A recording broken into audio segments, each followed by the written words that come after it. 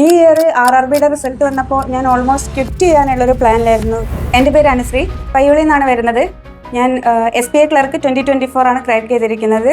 എൻ്റേതൊരു 4-5 ഇയേഴ്സിൻ്റെ ഒരു ജേണിയാണ്. ഞാൻ ഫസ്റ്റിൽ BTech കഴിഞ്ഞ ഉടനെ സ്റ്റാർട്ട് ചെയ്തു, പിന്നെ ഒരു 2 ഇയേഴ്സ് ബ്രേക്ക് എടുത്തു, പിന്നെയും സ്റ്റാർട്ട് ചെയ്ത് എഗെയിൻ ഒരു 2 ഇയേഴ്സ് എനിക്ക് വേണ്ടി വന്നു ഇത് ക്രാക്ക് ചെയ്യാൻ വേണ്ടിയിട്ട്. 2022 ഞാൻ ടീംമേറ്റ്സിലേക്ക് വരുന്നത്.